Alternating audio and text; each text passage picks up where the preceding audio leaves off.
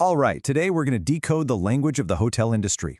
We're breaking down KPIs, the key metrics that show you a hotel's financial health, how well it's running, and basically whether it's winning or losing. Let's dive in.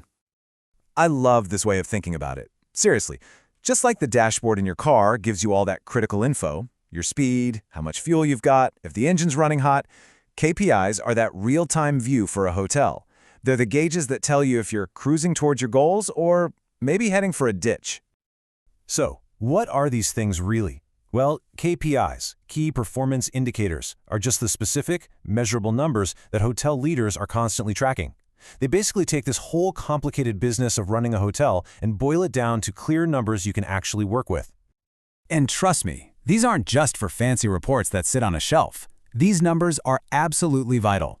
They help you to find what success even looks like. They show you how you're stacking up against the hotel down the street, and they guide those super important day-to-day calls, everything from setting room rates to figuring out staffing. They're the foundation of your whole strategy. Okay, so to really get the story these numbers are telling, you got to start at the top line with what I like to call the revenue trinity. These are the big three, the fundamental metrics that pretty much every single hotel manager lives and dies by. First up, we've got the one you probably already know, occupancy rate.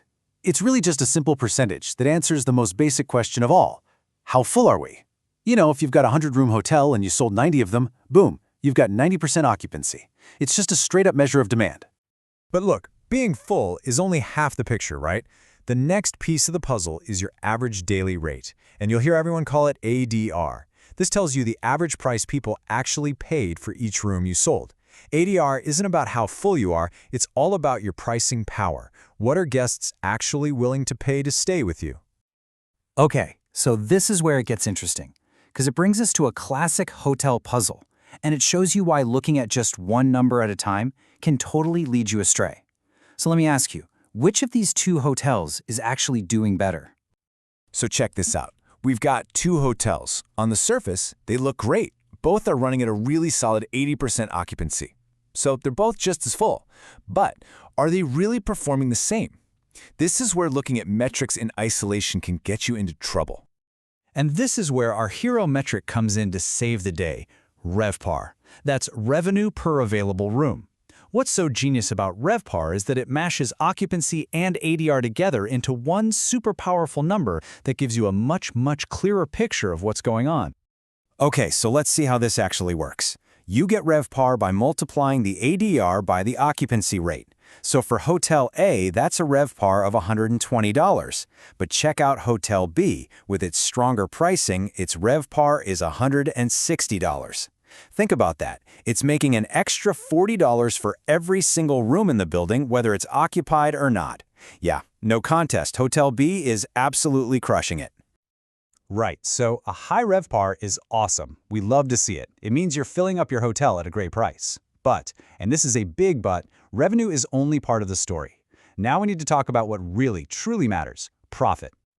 You really got to get this part. A hotel can be pulling in massive revenue, but be wildly inefficient, with huge costs just eating away at every dollar that comes in. I mean, it's one thing to make a ton of money, it's a whole other game to actually keep it. And that is where GOPPR comes in, gross operating profit per available room. This, my friends, is the real measure of profitability. It takes your operating profit, so that's your revenue minus all your daily operating costs, and divides it by your available rooms. It answers the big question, for every single room in this hotel, how much profit are we actually making? Now look at this. This is really fascinating. You can have two hotels with the exact same really strong RevPAR of $160, but their profitability can be worlds apart. The City Hotel here, it's lean, it's sufficient, but the resort, it's got multiple restaurants, a big spa, maybe a golf course. All that stuff brings in revenue, sure, but it also comes with massive labor and operating costs, and all that just eats into the profit, dragging its GOPPAR way down. So what do you do about that? How do managers actually protect that bottom line? Well, they've got these levers they can pull. They get totally obsessed with their cost per occupied room. Things like cleaning supplies, toiletries, electricity. And in a business like this, you better believe they watch their labor cost ratio like a hawk. These are the tools they use to keep expenses in check and push that GOPPAR up. Okay, so we've got all these numbers, right?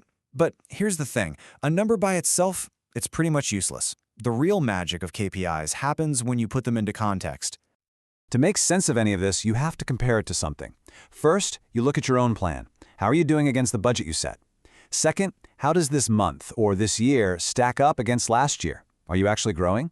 And third, and this is a big one, how are you doing against your direct competitors?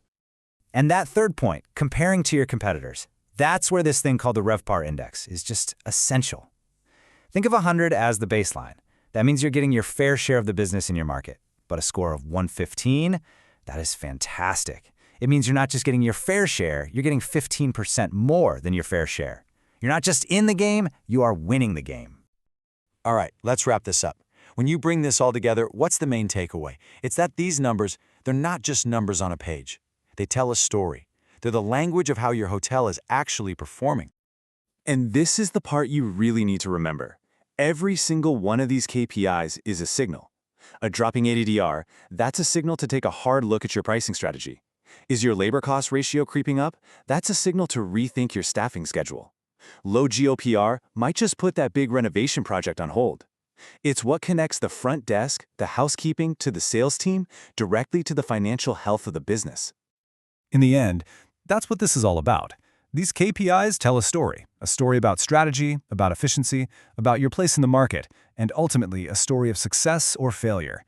They give you the insights you need to lead with real confidence. So I'll leave you with this question. If your hotel's KPIs could talk, what story would they be telling you right now?